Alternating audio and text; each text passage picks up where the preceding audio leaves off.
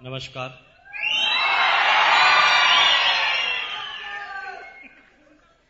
नमस्कार।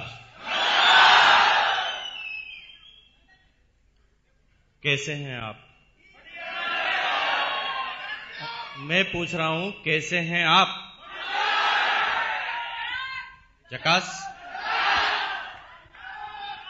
बिंदास? Thank you. देखिए, सिर्फ इस पूरे हिंदुस्तान में जो पिछले 33 इयर्स से मैंने अपनी जिंदगी को जिया है,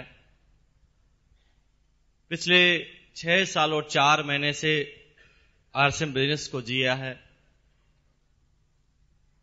ये तो सिर्फ आरसीएम के ही डिस्ट्रीब्यूटर हैं, वही रॉयल्टी अचीवर और टेक्निकल अचीवर है जिनसे पूछा जाता है कैसे हैं आप, तो बोलते हैं झकास, बिंदास, मजा आ रहा है, फाइन।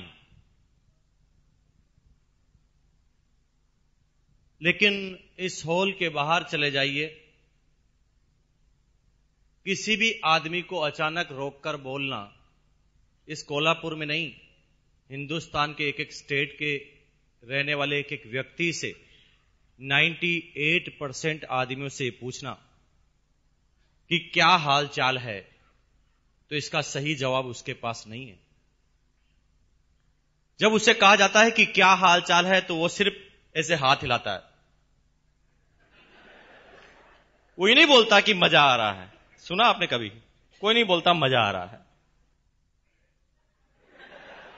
ठीक है, चल रहा है, कोई कहता गुजर रहा है, कोई कहता कट रही है, कोई ये नहीं बोलता मजा आ रहा है ना?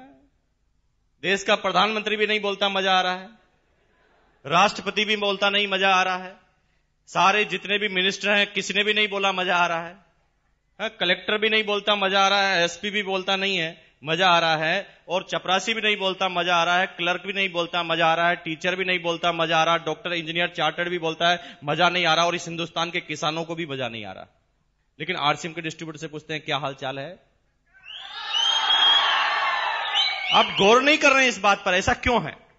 किसी से भी पूछ ले, राह चलते हुए किसी भी आदमी से पूछ ले कि क्या हाल चाल है, वो सही जवाब नहीं देगा। और यहां पर भी जो लोग जवाब नहीं दे रहे हैं, तो आप शकल देख लेना, वो आरसीएम के डिस्ट्रीब्यूटर नहीं होंगे।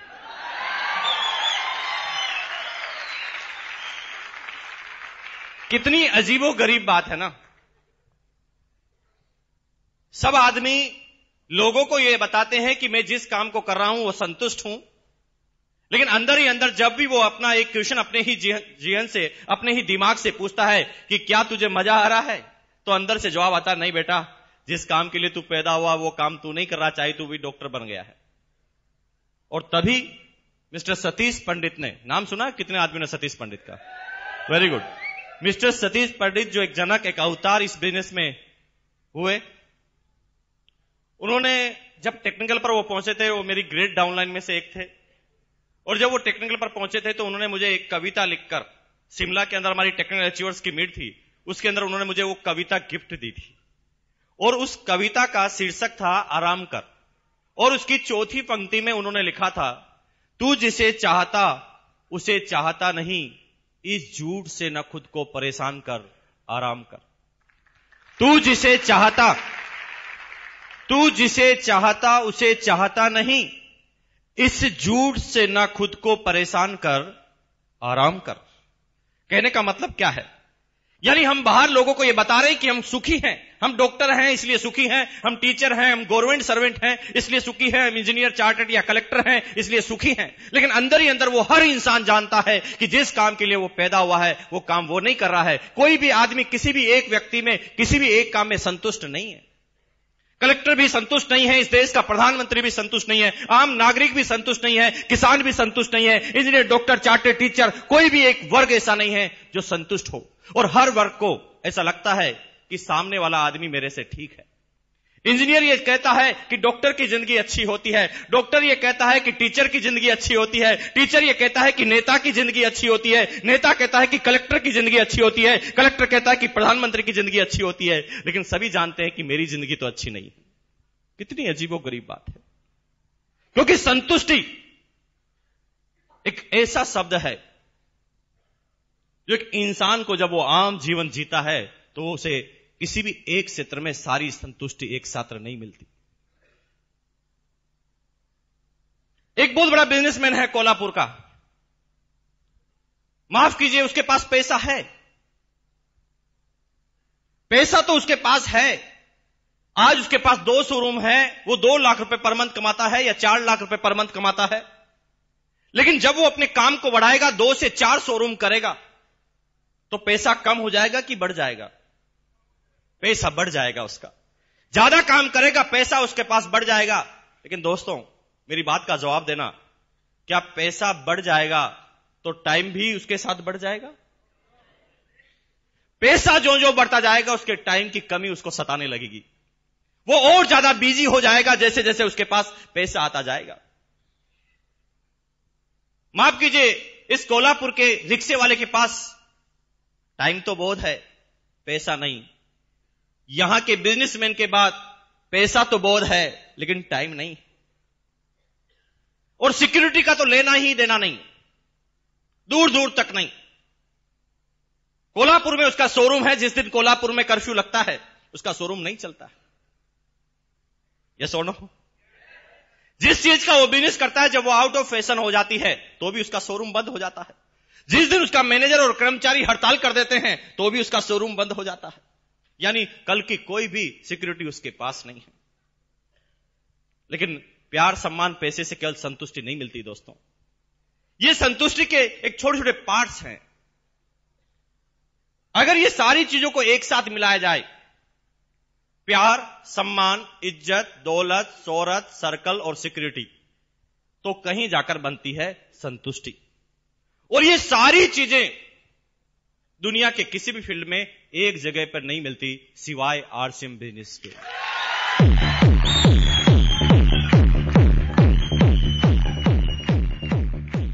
जब भी मैं कहीं किसी से पूछता था कि क्या हाल चाल है, कोई किसी का जवाब नहीं देता था।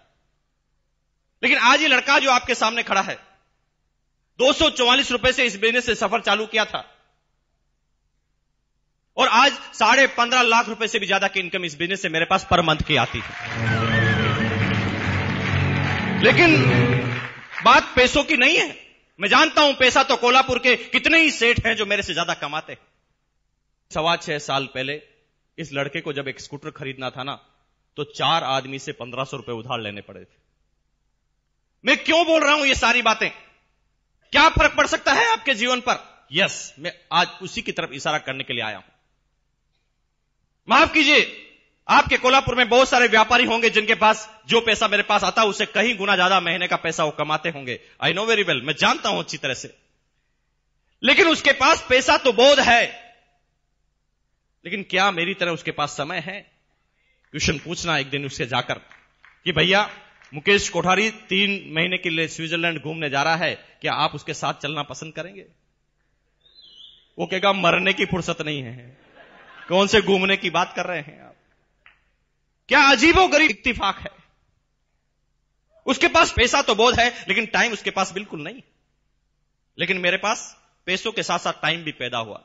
शुरू के 3 साल मैं मानता हूं कि मेरे पास टाइम नहीं था, क्योंकि सतीश पंडित ने उसी कविता की 6ठी लाइन में लिखा था, इश्क मांगे कदम कदम कुर्बानियां, कुछ देर के लिए कुछ लज्जतें कुर्बान कर आराम कर। इश्क मांगे कदम कदम कुर्बानियां। इश्क मतलब जो भी नया काम आप कर रहे हैं, नया काम जो आप करने जा रहे हैं, जिसमें आप सफल होना चाहते हैं, जिसमें आप नंबर 1 जाना चाहते हैं, जहां पर भी आप नया काम करेंगे वहां पर आपको कुर्बानियां देनी पड़ेगी। बिना कुर्बानियों के आप नंबर 1 तक नहीं जा सकते। मुझे पता है कि शुरुआती 3 साल में जब इस बिजनेस हमने और हमारी अपलाइन ने चालू किया, मैं महीने में 25-25 दिन अपने घर से बाहर रहा करता था। सिर्फ एक मिशन, एक जज्बा, एक जुनून मेरे अंदर था। समझने वाले नहीं थे मैं समझाने के लिए, लेकिन फिर भी तैयार था। नहीं समझते थे लोग बाग, लेकिन 3 साल तक लगातार पूरे हिंदुस्तान में दौड़ लगाई और फिर मेरे पास पैदा होना चालू हुआ समय। आज यहां का जो लाला है वो कहीं ज्यादा पैसा मेरे से कमाता होगा, लेकिन उसके पास 24 घंटे ही हैं, 24 आवर्स। लेकिन मेरे पास 24 घंटे थे। मैंने 2 डाउनलाइन बनाई, ए और बी। दोनों ने इस बिजनेस में 1-1 घंटा काम अपने लिए करना चालू कर दिया। तो वो काम मेरे लिए भी तो हो गया। तो 24 और 2 मेरे पास कितने घंटे हो गए? 26। उसके पास 24 ही थे। यहां के लाला के पास जिंदगी भर 24 ही घंटे रहेंगे, मेरे पास हो गए 26। और तब इस घंटों की गणित को मैंने समझा और काम करना चालू किया। आज हिंदुस्तान में 60 लाख से ज्यादा डिस्ट्रीब्यूटर मेरी डाउनलाइन में है। 60 लाख, 60 लाख। अब थोड़ा अंदाज लगाना दोस्तों, थोड़ी गणित लगाना। 60 लाख आदमी आरसीएम बिजनेस में 1 मिनट भी सोचे, करे नहीं। करना में तो आदमी का हार्ट अटैक हो जाएगा। मैं करने की बात नहीं कर रहा हूं, मैं काम की नहीं बात कर रहा हूं। अगर 60 लाख आदमी आरसीएम बिजनेस के बारे में एक दिन में 1 मिनट भी सोचे तो मेरे पास एक दिन के 60 लाख मिनट हैं। क्या यहां के लाला के पास है? पूछना जाकर। नहीं है उसके पास। उसके पास टाइम की कमी है। जैसे जैसे वो अपने बिजनेस को बढ़ाता जाता है, टाइम उसके पास और कम होता जाता है। लेकिन मेरे पास उल्टा है। जो जो आरसीएम बिजनेस का टेक्निकल जोर आगे बढ़ता जाता है, उसके पास टाइम भी और ज्यादा पैदा होता जाता है। टाइम भी और ज्यादा पैदा होता जाता है। लेकिन माफ कीजिए, टाइम और पैसा तो एक स्मगलर के पास भी हो सकता है, एक तस्कर के पास भी हो सकता है। एक समय में वो बहुत सारा पैसा कमाकर फ्री हो जाए। लेकिन माफ कीजिए, तीसरी जो बड़ी चीज है वो है सिक्योरिटी। उस स्मगलर को बार बार ये चीज सताती है कि कल मेरे बच्चों का क्या होगा। ये सुनो, उसे ये चिंता सताती है कि कल क्या होगा। इस हिंदुस्तान का एक एक नेता, एक एक प्रधानमंत्री, हर लोग परेशान है कि कल क्या होगा। और कल के लिए, कल को सुरक्षित करने के लिए वो ढेर सारा पैसा इकट्ठा कर लेते हैं, फिर भी उसकी सिक्योरिटी उसे नसीब नहीं होती। जिस दिन कोल्हापुर में कर्फ्यू लगता है, जिस दिन कोल्हापुर में बाढ़ आती है, भगवान न करे ऐसा होगा नहीं, मैं जानता हूं, क्योंकि आरसीएम सिटी कोल्हापुर बन गई है। लेकिन अगर जिस दिन ऐसा होता है तो माफ कीजिए, यहां पर किसी आदमी का बिजनेस नहीं चलेगा, लेकिन मेरा चलेगा, क्योंकि लोग बाग नमक खाना तो फिर भी नहीं छोड़ेंगे। वो किसी एक चीज का व्यापार करते हैं तो इसलिए हो सकता है कि उसके एक चीज की जिस दिन आउट ऑफ सप्लाई होगी, एक चीज जिस दिन आउट ऑफ फैशन होगा, तो हो सकता है उसका बिजनेस नहीं चले। लेकिन मेरा चलेगा, क्योंकि मैं किसी एक चीज का व्यापारी हूं ही नहीं। कंपनी नमक बनाती है तो डिस्ट्रीब्यूटर हम और आप ही हैं। कंपनी नमकीन बनाती है तो भी डिस्ट्रीब्यूटर हम और आप ही हैं। कंपनी कपड़े बनाती है तो डिस्ट्रीब्यूटर आप और हम हैं। कंपनी इंश्योरेंस लेकर आती है तो डिस्ट्रीब्यूटर आप और हम हैं।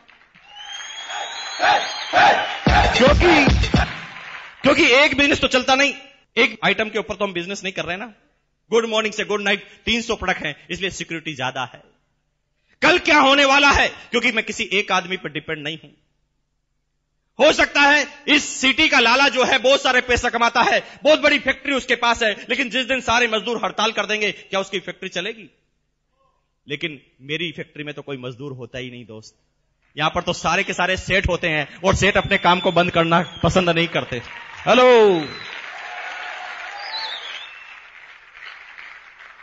टाइम हो गया, पैसा हो गया, सिक्योरिटी हो गया, लेकिन टाइम, पैसे और सिक्योरिटी से क्या संतुष्टि मिल जाएगी? ना, नहीं मिल सकती। टाइम, पैसा और सिक्योरिटी के बाद अगर संतुष्टि मिलती तो टाटा बिरला को संतुष्ट हो जाना चाहिए, बिल गेट्स को भी संतुष्ट हो जाना चाहिए ना। नहीं है वो संतुष्ट, क्योंकि उसके बाद सबसे बड़ी भूख होती है, वो होती सम्मान की। मैं एक क्वेश्चन आपसे पूछता हूं, आप इस बिजनेस में आएंगे पैसों के लिए? यस और नो? पैसों के लिए इस बिजनेस में आएंगे। एक दिन ऐसा होगा कि आपके पास बहुत बड़ा पैसा आ जाएगा। एक दिन आपके सारे अकाउंट, आपके सारे लॉकर ज्वेलरी से और पैसों से भर जाएंगे। आपकी शादी हो जाएगी, आपके बच्चे भी अच्छे एजुकेशन लेने लगेंगे, आपके पास एक लग्जरी कार भी आ जाएगी, एक बहुत बड़ा बंगला भी, एक बहुत बड़ा मकान, एक बहुत बड़ा महल भी आप खड़ा कर लेंगे। और उसके बाद फिर क्या करेंगे? क्या सोचा है आपने? फिर यहां पर टाई फिश हो जाता है। तो फिर ये सारी चीज तो आज भी है ना टाटा बिरला के पास, तो फिर वो संतुष्ट क्यों नहीं है? क्योंकि दोस्त, इन सारी चीजों के पास जिस चीज की जरूरत पड़ती है वो होती है सम्मान की, वो होता है इज्जत की। फिर उन आदमियों को यह महसूस होता है कि नहीं, समाज में मेरा नाम होना चाहिए, नंबर 1 पर जाना चाहूंगा, लोग बाग मेरी इज्जत करना चाहिए, मैं जिस भी मोहल्ले से निकलूं लोग बाग ये इशारा करना चाहिए कि वो सेठ जा रहा है। यस और नो? और इसलिए वो सारे टाटा बिरलाओं ने बहुत पैसा कमाने के बाद भी सब सारी संतुष्टि नहीं मिली, तो उन्होंने अपना पैसा मंदिर और मस्जिद बनाने में खर्च करना चालू कर दिया। बिरला मंदिर बिरला जी को थोड़ी बिठाया मंदिर में, वो तो भगवान का मंदिर था ना, वो तो भगवान का मंदिर था, लेकिन मंदिर का नाम रखा बिरला मंदिर। फिर भी उस बिरला जी को संतुष्टि नहीं मिली। उन्होंने मंदिर पे नाम पर पैसा खर्च करना चालू किया ताकि उनका सम्मान हो, लेकिन केवल सम्मान, अगर टाइम मनी सिक्योरिटी के साथ सम्मान आए ना तो भी संतुष्टि नहीं मिलती दोस्तों। उसके बाद आदमी को चाहिए प्यार, रिलेशंस। आदमी चाहता है कि मेरे पास जब सब कुछ हो तो लोग मेरे से प्यार करें। मान लीजिए आपको मैं चारों चीजें देता हूं, लेकिन सब लोग अगर आपसे नफरत करने लग जाए तो चलेगा? नहीं चलेगा, क्योंकि इंसान को फिर जरूरत होती है इन सारी चीजों के बाद प्यार करे मेरे से लोग बाग। माफ कीजिए, इस कोल्हापुर के लाला के पास ये है क्या? अरे लाला लाखों कमा रहा है इस कोल्हापुर का, फिर भी गालियों पे गालियां खाता जा रहा है। लेकिन क्या है इस बिजनेस में? जो आरसीएम का चेक जब 500 का आता है तो भी लोग वक्त तालियां बजाते हैं, तालियां खींच खींच कर मार रहे हैं 500 के चेक पर।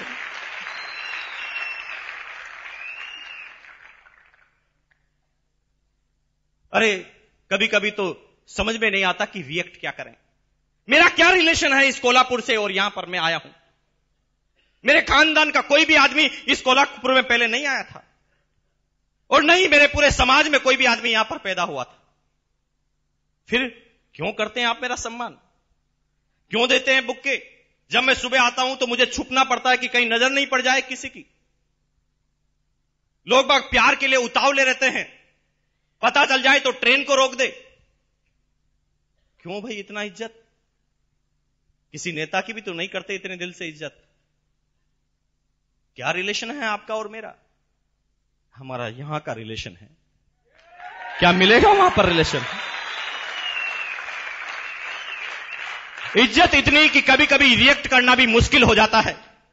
मेरी एज 33 साल की, एक 70 साल का, एक 75 साल का आदमी आता है, समझ में नहीं आता कि क्या करना चाहिए। उस समय आंखों में आंसू भर जाते हैं, रोने की इच्छा नहीं होती। समझ में नहीं आता कि ये आदमी ने जो किया है उसका रिएक्शन में क्या करूं। 75-80 साल का आदमी मेरे पैरों में जाकर गिर जाता है, समझ में नहीं आता कि मेरे दादाजी के बराबर आदमी मेरे पैरों में जाकर गिरा है, क्या करना चाहिए मुझे? क्यों है इतनी इज्जत? क्यों है इतना प्यार? लेकिन दोस्त, इज्जत प्यार भी हो जाए फिर भी संतुष्टि नहीं मिलती, क्योंकि फिर आदमी को चाहिए सर्कल। वो चाहे कि इज्जत तो उसके घर वाले तो करे, उसके परिवार वाले करे, उसके समाज वाले करे, लेकिन जब वो बाहर जाए तो क्या करे? जब उसे कोई काम करना हो तो सर्कल किस तरह से काम करे? ये लड़का जो आपके सामने खड़ा है, मैं भीलवाड़ा में पैदा हुआ, मेरे सारे रिश्तेदार राजस्थान के थे। लेकिन दोस्त, एक ताकत इस बिजनेस में एक नेटवर्क के पास आती है, एक टेक्नोलॉजी के पास आती है। इस कोल्हापुर का कलेक्टर जो नहीं करवा सकता, आरसीएम बिजनेस का टेक्नोलॉजी और एक मिनटों में करवा सकता वो काम, मिनटों के अंदर। मैं अगर राव साहब या भरत सावंत साहब आपसे पूछता हूं कि अगर मैं कोई काम आपको बताऊं तो क्या आप मेरे काम को करने के लिए मना कर सकते हैं? क्यों? वो इसलिए क्योंकि यहां से जुड़ा हुआ है मामला। हेलो, अब क्योंकि वो काम मेरा पहला प्रेफरेंस से करेंगे, चाहे वो रात की 2 क्यों ना बजी हो, लेकिन वो इसलिए क्योंकि रात को 2 बजे मैं भी उनके लिए तैयार हूं। अब एक आदमी राजस्थान में रहता है, उसका सर्कल कहां कहां है? मैं एक छोटा सा एग्जांपल बताता हूं दोस्तों, वहां पर पैसा काम नहीं आता। आप समझना इस बात को, अगर अभी भी आप समझ पाए तो पूरी जिंदगी आपकी चेंज हो सकती है। आज के 4 साल पहले की, 3 साल पहले की बात है। मेरे एक दोस्त थे मिस्टर अरुण, जो भीलवाड़ा के रहने वाले थे, करोड़पति खानदान से बिलोंग करते थे। एक दिन कार में उनकी माताजी और पिताजी कहीं जा रहे थे, एक एक्सीडेंट हुआ। इतना तेज एक्सीडेंट हुआ कि बाहर तो स्क्रैच कम आए, लेकिन अंदर की चोटें बहुत आई। और इतनी तेज एक्सीडेंट हुआ कि यहां जो फेफड़ा था, उस फेफड़ों के अंदर पानी भर गया मदर के। भीलवाड़ा में बहुत ज्यादा मेडिकल की फैसिलिटी अच्छी नहीं होने की वजह से डॉक्टर को बताया गया। डॉक्टर ने ऊपर जहां पर भी खरोचे आई वहां पर इलाज किया, लेकिन पूरे शरीर का चेकअप नहीं किया। मदर बार बार बोलती थी कि मेरे सीने में दर्द है। डॉक्टर बार बार कहता कि एक्सीडेंट हुआ है तो दर्द तो होगा ना। 15 दिन तक भी दर्द जारी रहा। जब डॉक्टर को बात समझ में नहीं आई तो उन्होंने रेफर किया। पड़ोस का एक जगह है, डिस्ट्रिक्ट है उदयपुर, नाम सुना आपने? उदयपुर में रेफर किया। वहां पर मेडिकल थोड़ी इंप्रूव है। तो वहां के डॉक्टर ने जब चेकअप किया तो इमीडिएट बताया चेकअप के बाद कि आपके फेफड़ों में पानी भर चुका है और इसको भरे हुए 15 दिन हो चुके हैं। अगर ये 4 दिन में ऑपरेशन नहीं होता है तो हम नहीं बचा पाएंगे इनको।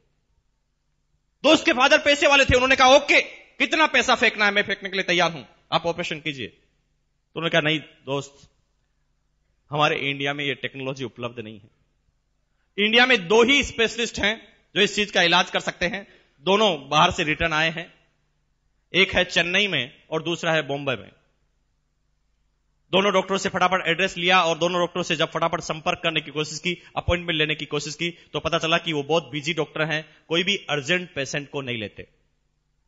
आज अगर आप उनसे अपॉइंटमेंट मांगे तो 4 महीने बाद का मिलता है, लेकिन ऑपरेशन करना था 4 दिन में। मेरे दोस्त के फादर इतने पैसे वाले थे कि वो उस एक ऑपरेशन पर 1 करोड़ रुपए भी खर्च कर सकते थे, लेकिन उनका पैसा अब काम नहीं आ रहा था। वो लाचार थे, पैसा उनके पास बहुत सारा था लेकिन अब काम नहीं हो पा रहा था। उस समय मेरा जाना वहां पर हुआ। मेरे पास भी कोई इलाज नहीं था, लेकिन जब मुझे पूरी बात उन्होंने बताई तो मैं भी परेशान हो गया कि क्या करना चाहिए, इसका क्या इलाज है। तो मेरे दिमाग ने अचानक थोड़ा सा काम करना चालू किया। मैं कंपनी में गया, आरसीएम बिजनेस, क्योंकि भिलवाड़ा की कंपनी है, मैं कंपनी में गया। मैंने वहां के क्लर्क को एक आइडिया दिया। मैंने कहा भैया मेरी डाउनलाइन में जितने भी आदमियों के नाम के आगे DR लिखा हुआ है, डॉक्टर लिखा हुआ है, उसकी एक लिस्ट चाहिए मुझे। उन्होंने फटाफट एक प्रोग्राम लिखा, इंटर दबाया और सारे डॉक्टरों की लिस्ट मेरे सामने आ गई। मैंने कहा ये बात में मैं एक्सपर्ट नहीं हूं, मैं कोई राय नहीं दे सकता, हो सकता है कोई डॉक्टर मुझे इस बात की राय दे पाए। पहले ही नंबर पर आया डॉक्टर दवे, हिम्मतनगर, गुजरात।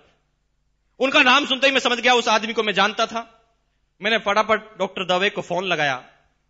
फोन लगाकर जब मैंने पूरी हिस्ट्री बताई, और हिस्ट्री बताने के बाद मैंने चेन्नई के जो डॉक्टर थे, उनका नाम मुझे अब ठीक से याद नहीं है, मैंने उनका नाम बताया। उन्होंने आश्चर्य से कहा अरे वापस बोलना, क्या नाम बताया आपने? मैंने जब वापस नाम बताया तो उन्होंने कहा ऐसा है कि इतना अर्जेंट मामला है तो मैं अहमदाबाद से मुंबई आता हूं, मुंबई से चेन्नई की फ्लाइट पकड़ता हूं और आप सीधे अपनी मदर को लेकर चेन्नई पहुंचिए। मैंने कहा डॉक्टर साहब इतने कॉन्फिडेंस से आप कैसे बोल सकते हैं? हम 10 बार बात कर चुके हैं, वो डॉक्टर बात करने तक के लिए तैयार नहीं होता। 4 महीने बाद की वो डेट देता है, वो कहता है कि अर्जेंट पेशेंट में लेता ही नहीं। आप इतना कॉन्फिडेंस से कैसे कह सकते हैं? वो कहते हैं भैया तुम इस बात की चिंता मत करो, तुम लेकर आओ, क्योंकि he is my class fellow, मुझे मना ही नहीं कर सकता हो। हेलो, यहां पर नहीं हो रहा था पैसों से काम। माफ कीजिए, किसके पास पैसा है जो इसको काम को करवा पाए? एक इंसान को सच्ची संतुष्टि जब मिलती है जब ये सारी चीजें एक साथ एक फील्ड में अवेलेबल हो। माफ कीजिए, इस दुनिया में तो अभी कोई ऐसा फील्ड पैदा नहीं हुआ जो प्यार, सम्मान, इज्जत, दौलत, शोहरत, सिक्योरिटी और सर्कल सारी चीजें एक साथ ला कर दे। वो सिर्फ मिलती है आरसीएम के टेक्निकल अचीवर को। वो सिर्फ एक व्यक्ति को मिलती है जो आरसीएम बिजनेस के टेक्निकल अचीवर को मिलती है। और इसीलिए जब उसे कहा जाता है कि क्या हाल चाल है आपके, तो कहता झकास, बिंदास, मजा आ रहा है। नहीं बोल पाता एक आम आदमी मजा आ रहा है, लेकिन एक आम आदमी से हटकर एक टेक्निकल अचीवर बनता है जब उसे कहता है कि मजा आ रहा है। मैं आज आपसे क्या बात करूं, किस विषय पर बात करूं, मेरी आज सही मायनों में कहें दोस्तों मेरी कोई तैयारी नहीं है। आप ही बता सकते हैं तो बता दीजिए कि किस विषय में बात कर लें। जिस विषय में कहोगे उसी विषय में चल पड़ेंगे दोस्तों। आपके जो भी विषय जिंदगी के छूटे हुए बता दो आज मुझे, क्योंकि आज मैं बड़ा खुश हूं और जो भी बात करेंगे ना वो यहां से करेंगे। अभी कुछ आदमी कहते हैं यार अब आ गए हो, अब कुछ बता ही दो, हिंट दे दो ताकि हम भी समझ जाएं। आप सब लोग चाह रहे हैं कि थोड़ा आरसीएम के बारे में बता दो और हमारे सामने जो हमारे साथ जो आदमी आए वो समझ जाए और आपके डिस्ट्रीब्यूटर बन जाए, है ना? यही तो चाहते हैं। हम बात करते हैं इसके बारे में, है ना? लेकिन आप चाहते जो हैं वो गलत चाहते हैं, वो सही नहीं चाहते। एक आदमी, हंसी मुझे तब आती है जब 6.25 साल से जब लगातार वो इस बिजनेस को चलते हुए देखता है, फिर भी कहता है कि थोड़ा हमें समझा दो। क्या समझाएं आपको? अरे समझाना उस दिन पड़ता था जब 4 आदमी भी सेमिनार में नहीं आते थे, इस पूरे बिजनेस में 4 डिस्ट्रीब्यूटर भी नहीं थे। अभी हिंदुस्तान में न तो कोई स्टेडियम है और हिंदुस्तान में नई कैसा एडिटोरियम है जहां पर आरसीएम की सेमिनार एक बार में की जा सके। एक डिस्ट्रीब्यूटर से कहानी चालू हुई, 60 लाख डिस्ट्रीब्यूटर तक ये कहानी पहुंच गई, फिर भी आप कहते हैं कि थोड़ा समझा दो, अभी समझ में नहीं आ रहा है। अरे समझाना उस समय पड़ता था ना जब आरसी बिजनेस का एक पेंट पीस आता था किट के अंदर, उस समय समझाना पड़ता था कि ये बिजनेस क्या है। आज गुड मॉर्निंग से गुड नाइट 300 से ज्यादा प्रोडक्ट है आपके पास, फिर भी आप कहते हैं कि थोड़ा हिंट तो दे दो। क्या समझाऊं आपको? अरे समझाना उस समय पड़ता था जब गुजरात में डिस्ट्रीब्यूटर बनाना था तो भिलवाड़ा से किट लेकर आनी पड़ती थी, क्योंकि पूरे हिंदुस्तान में आरसीएम का एक ही शोरूम राजस्थान में होता था। अब एक से कहानी चालू हुई, आज हिंदुस्तान में 10,000 हो गए, फिर भी आप कहते थोड़ा तो समझा दो, आ ही गए हैं तो समझा दो। क्या समझाऊं मैं आपको? 80 से ज्यादा डिपो हिंदुस्तान के सारे राज्य, 60 लाख डिस्ट्रीब्यूटर, एक प्रोडक्ट से कहानी चले गई 300 प्रोडक्ट के ऊपर।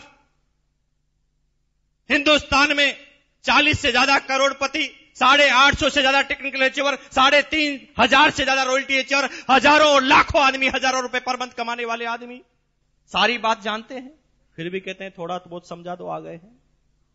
क्या समझा दूं मैं आपको? अरे जिंदगी भर वो नमक खाते आए ना 9 रुपए किलो का, triple refined iodise ISI mark का साल्ट, नाम लेने की जरूरत नहीं है। जिंदगी भर वो 9 रुपए किलो का नमक खाते आए, अब वही नमक आपको 7 रुपए किलो में मिले triple refined iodise ISI mark के साथ, और 7 रुपए मिलने के बाद भी उसके बिजनेस वॉल्यूम का 41% वापस मिले, फिर भी आप कहते हैं थोड़ा तो समझा दो ना। क्या समझाऊं मैं आपको? क्या बाकी रह गया समझाने को? जिंदगी भर नहाते आए ना उस 13 रुपए के साबुन से, हीरोइने बोलती आई कि मेरे रूप का राज, मेरे गोरेपन का राज, उसका कुत्ता गोरा हो गया, हम तो नहीं हुए। हम तो उसी इंतजार में अभी बरसों से, जन्मों जन्मों से उस साबुन को लगाते आ रहे हैं, हम तो नहीं हुए ना गोरे। जिंदगी भर लौटते हुए आ गए वो आदमी आपको। अब वही साबुन 70% टीएफएम में 100 ग्राम में, पहले आप 13 रुपए का जिंदगी भर खरीदते आए, अब वही साबुन आपको 8.5 रुपए में मिले, और उसके बाद उसके बिजनेस वॉल्यूम का भी 41% वापस मिले, और आप कहते थोड़ा सा समझा दो। अब आए गए तो थोड़ा तो हिंट दे दो। अरे दोस्त, ये तो वही बात हो गई ना, सतीश पंडित अपनी टेप में नहीं बोलते थे, एक आदमी के पास ऐसा एक थैला था, उसने सामने वाले से कहा, भाई साहब मेरे पास जो ये थैला है, क्या आप ये बता सकते हैं कि इस थैले में क्या है? और अगर आप ये बता दें कि इस थैले में क्या है तो इस थैले में जितने भी केले हैं तुम्हें इनाम। कुछ लोगों को कल तक समझ में आ जाएगी।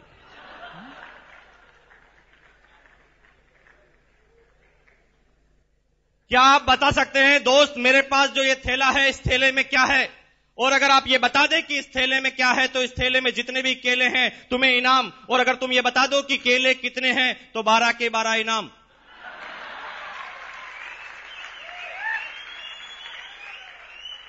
दोस्तों प्रॉब्लम यहां पर नहीं है, प्रॉब्लम इस जगह पर नहीं है, प्रॉब्लम इस जगह पर है कि कुछ लोग ये सारी बात सुनने के बाद भी ऐसे दिमाग लगाते हैं।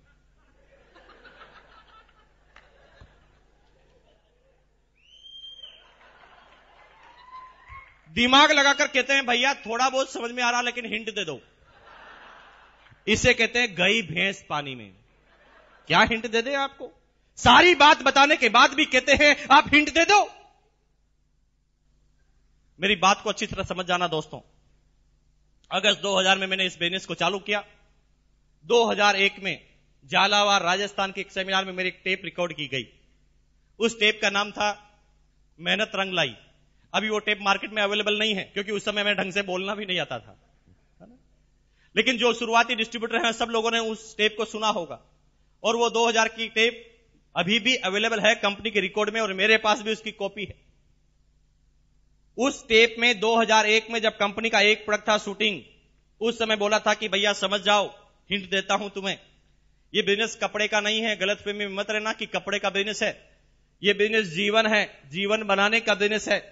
कल तुम अगर लगे रहोगे, कंपनी प्रोडक्ट लेती आएगी, जब आगे से आगे ये प्रोडक्ट बढ़ेंगे, तुम्हारी डाउनलाइन जब आसाम में भी जाएगी और आसाम में भी डाउनलाइन जब सुबह उठकर भगवान के सामने जाएगी और अगरबत्ती निकालकर बोलेगी ओम जय जगदीश हरे, तो आपके घर में आएंगे हरे हरे हरे हरे हरे हरे हरे हरे हरे हरे हरे। लेकिन 2001 में उन साथियों ने इस बात को नहीं सुना, लेकिन जिन जिन ने भी सुना वो सारे के सारे आज रूबी और स्टार रूबी हैं।